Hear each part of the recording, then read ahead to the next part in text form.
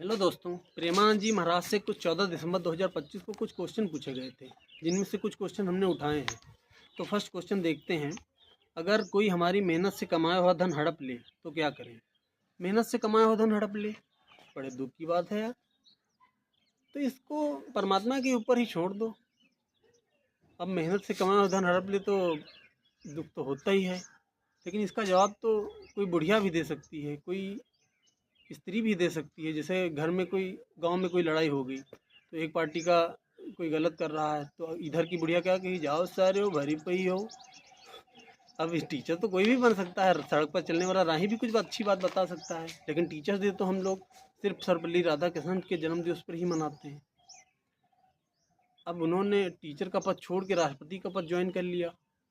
राष्ट्रपति का छोड़ के टीचर ही बने रहते तब तो कोई बात थी, तब तो मनाते, तब तो कोई अच्छी बात थी। तो भाई अकाउंट खाली हो गया, उसके लिए दुखी मत होना, निराश मत होना, कोई गलत कदम मत उठा लेना। धन तो फिर भी कमाया जा सकता है। हमारी आपके प्रति संवेदना है। संवेदना का अर्थ ही यही होता है कि किसी दूसरे के दुख और कष्ट को वही भाव से महसूस करना। और कर्म के सिद्धांत को तो हम भी मानते हैं और ये काम भी करता है, तो परमात्मा देख लेगा उसको। दूसरा क्वेश्चन देखते हैं। क्या गुरु स्वयं शिष्य का चयन करते हैं? गुरु शिष्य का चयन किस मामले में? गुरु शिष्य का चयन क्यों करेगा? उसको क्या चाहिए तुमसे? अब जैसे 10 विद्यार्थी पढ़ रहे हैं और उसमें वो चयन करेगा कि मॉनिटर बनाएगा क्या किसी को, कि उसको राजा की तरह, युवराज को जैसे उत्तराधिकारी बनाता है, क्या उसको भी कोई उत्तराधिकारी बनाना है क्या उसको आगे? अब वो चयन करना है तो तुम चयन करो कि तुम्हारे लिए कोई गुरु काबिल है कि नहीं है। अगर सत्य के मामले में तुम्हें कुछ चाहिए तो गुरु तो सिर्फ ये बता सकता है कि सत्य के रास्ते की समझ की परख वो तुम्हें दे सकता है। अभी जैसे कुछ दिन पहले मेरा कलीग मुझसे कहने लगा कि यार, कंस की मृत्यु की भविष्यवाणी तो कुछ दिन पहले ही हो गई थी।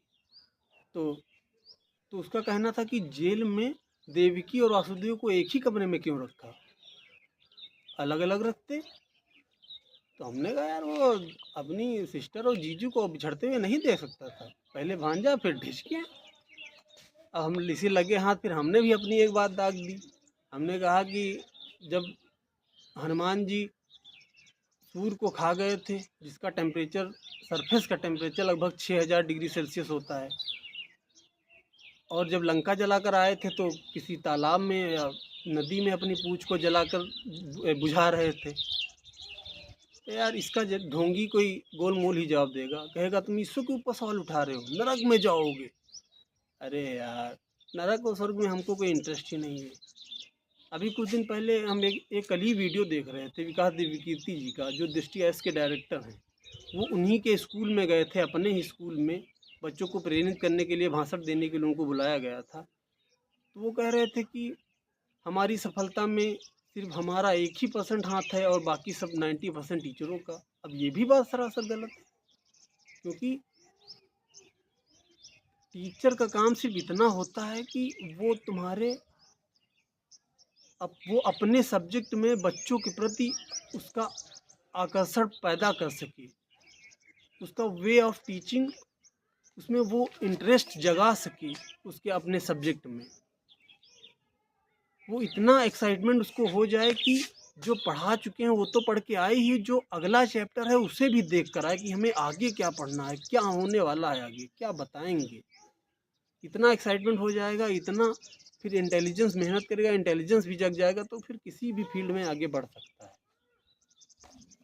और टीचर को भी रस तब आता है, टीचर को रस इसमें नहीं है कि पढ़ा कर चले गए, बच्चे को समझ में आए कि ना समझ में आए। टीचर को रस तब आता है जब वो किसी सरल तरीके से एक्सप्लेन करे और बच्चे के चेहरे के भाव बोले और बच्चा भी बोले कि यस सर।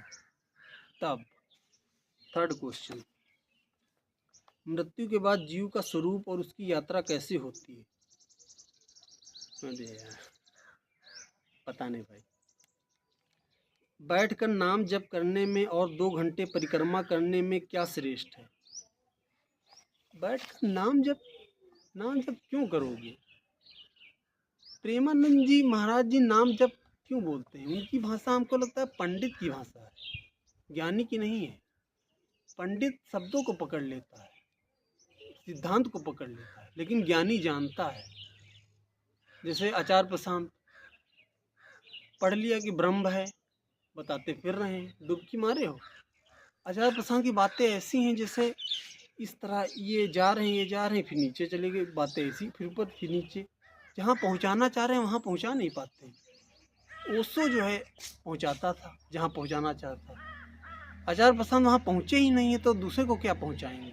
ओशो इस तरह से ले जाता था, एक समान XY निर्देशांक में 45 डिग्री पर ले जाता था, धीरे धीरे ऊपर उठाता था, जिसे पिक्चर का टेलर काटते हैं, धीरे धीरे एक समान गति से आगे बढ़ाते हैं। तो नाम जप में कोई ज्ञानी नहीं भटकाएगा, नाम जप में वही भटकाते हैं जो खुद ही भटके हैं। नाम जप से क्या हो सकता है, नाम जप तो लोरी की तरह है। नाम जप से आप थक जाएंगे, आपको नींद आ सकती है, लेकिन आप कभी सत्य तक नहीं पहुंच सकते। सत्य तक तो तभी पहुंचा जा सकता है जब आप किसी चीज़ में डूब जाएं। जैसे ध्यान करें, आप जो भी काम करें उसी को ध्यान बना लें।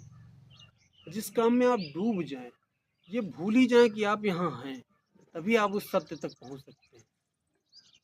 और परिक्रमा आप उठें, चले, बैठें, चल फिर रहे हैं, इससे बड़ी परिक्रमा और क्या हो सकती है।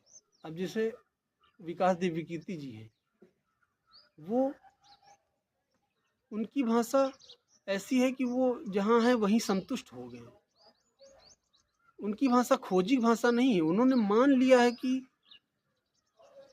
इस ईश्वर के बारे में कोई जान ही नहीं सकता, किसी को पता ही नहीं है। जिसके बारे में जान ही नहीं सकते तो उसका क्या खोज करना। उनकी भाषा खोजी की नहीं है, वो तो मान बैठे हैं। धार्मिक वही है जो खोज रहा है, जिसको मिल जाए वहीं तृप्ति हो सकती है, वहीं परतोष हो सकता है। उसके पहले आप कितना भी धन कमा लें, लेकिन आपके अंदर कोई पीड़ा चुभती ही रहेगी, कोई कांटा चुभता ही रहेगा। जैसे हम इतना धन नहीं कमाए हैं, लेकिन हमको तृप्ति मिल चुकी है, इतना संतोष तो मिल ही चुका है निर्वाण में। चलिए ठीक है, आगे बात कल होगी।